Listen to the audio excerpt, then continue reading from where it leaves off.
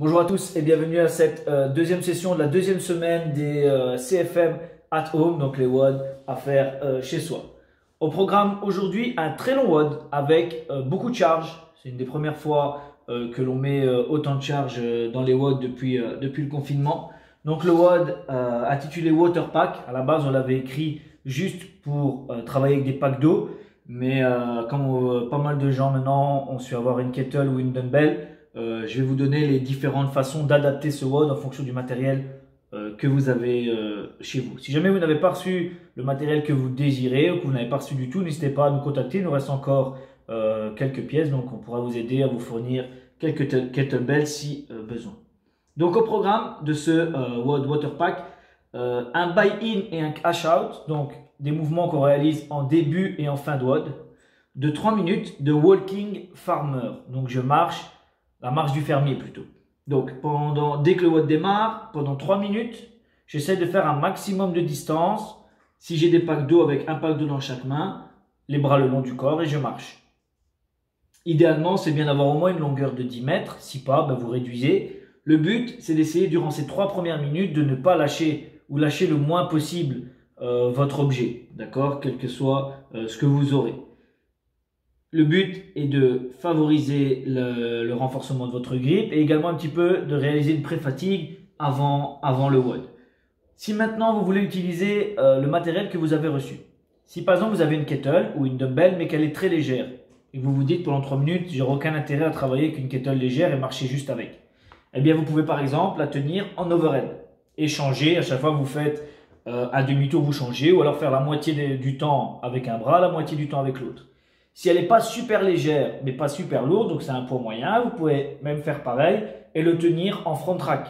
Pourquoi pas? Ça reste un très bon travail. Si au contraire, vous n'avez qu'une seule charge, mais qu'elle est extrêmement lourde, vous avez un très gros kettle, vous pouvez faire ce qu'on appelle du suitcase, donc comme si vous aviez une mallette. Je tiens une kettle le long du corps, à un bras, je marche et vous pouvez changer ou faire la moitié du temps, ça c'est vous qui voyez, en changeant de bras.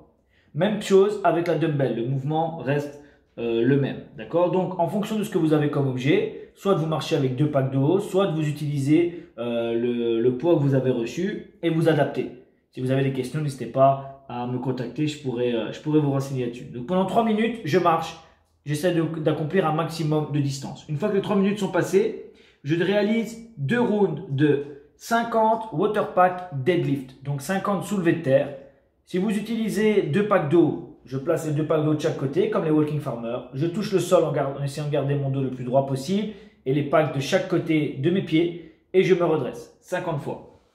Si vous n'avez qu'une seule charge, vous pouvez écarter vos pieds et là faire simplement du sumo deadlift. Donc j'ai la kettle au centre, je touche, ou la dumbbell, c'est pareil, et je me redresse.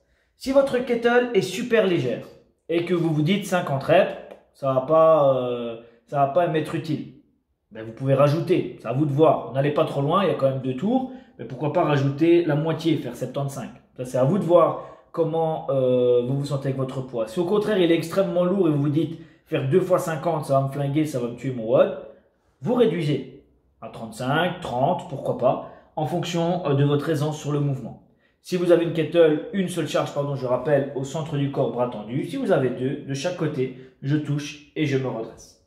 Ensuite, je réalise 50 jumping jack, main le long du corps, pieds joints pour démarrer. J'écarte les pieds en étoile, je viens toucher au-dessus de la tête avec les bras en faisant attention à ce que mes biceps soient bien à hauteur d'oreille, bras bien tendus, vous ne placez pas juste devant. Et je viens à chaque fois retoucher mes jambes. C'est une partie intégrante du WOD. Je ne vous demande pas d'aller super vite dessus, mais gardez quand même un certain rythme. Le but, c'est de garder une intensité cardiovasculaire assez élevée. Donc, on ne va pas à fond, mais on n'est pas en super récup non plus. On ne trottine pas. On essaie quand même de garder un bon rythme sur les jumping jacks. Suivi ensuite par 50 water pack clean. Si vous avez un pack d'eau, vous n'en prenez qu'un seul. Je l'amène du sol jusqu'à devant moi. Là, jusque-là, rien de compliqué. Si vous avez une dumbbell, même chose. Je touche la dumbbell au sol. Vous pouvez la prendre à 2 mains si elle est lourde. Mettre vos 2 mains comme ceci. Je touche et je l'amène par exemple sur une épaule. Et à chaque fois, vous pouvez alterner.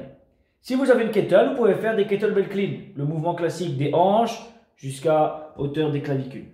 Même principe qu'avec les deadlifts. Si c'est super léger, on rajoute. Si c'est super lourd, on réduit. Si vous pensez que 50 c'est le bon poids, vous gardez ce que l'on vous a programmé. Je refais ensuite 50 jumping jack. Troisième exercice, 50 water pack shoulder to overhead.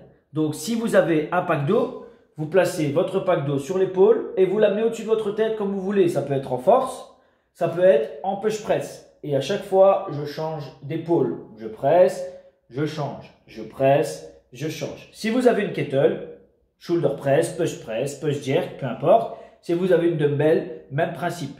Si maintenant vous avez une kettle qui est beaucoup trop lourde ou une dumbbell beaucoup trop lourde que même en faisant un split jerk ou ce genre de choses, c'est pas possible de l'amener au-dessus de votre tête. À ce moment-là, il faudra prendre un autre objet. D'accord? Si vous avez un pack d'eau, à ce moment-là, vous essayez de faire avec votre pack d'eau.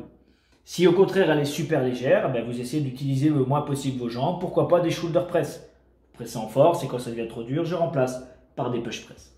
Et je refais 50 jumping jack. Donc, 50 water pack deadlift, 50 jumping jack, 50 water pack clean, 50 jumping jack, 50 water pack shoulder to overhead, 50 jumping jack, ça représente un tour. J'en refais un deuxième. Et lorsque les deux tours sont faits, je refais 3 minutes de walking farmer. C'est donc un WOD extrêmement long, très compliqué, d'accord? Même si c'est avec des jumping jack et des packs d'eau, il y a beaucoup de répétitions. Faites vraiment attention à ça. C'est pour ça qu'en warm-up, on vous a mis un movement review. Testez tous les mouvements sur plusieurs reps avant de démarrer. Déjà pour savoir comment vous allez vous placer et pour avoir un ressenti. C'est très important de démarrer des longs WOD en connaissance de cause. Si vous partez à l'aventure là-dessus, vous risquez à la moitié du tour de devoir vous stopper ou de trop ralentir. Et là, vous perdez tout le bénéfice. L'idée, c'est vraiment qu'ici, vous soyez capable de garder un rythme continu. Vous le savez maintenant, quand les WOD sont longs et qu'il y a beaucoup de répétitions, c'est ce qu'on pourrait appeler un cheaper.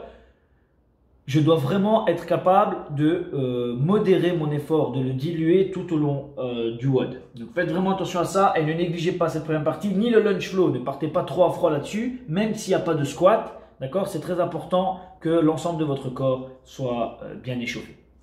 Je rappelle, le hashtag CFM@home, @CrossFitMons sur Instagram pour partager vos stories avec nous. Ne mettez pas de musique.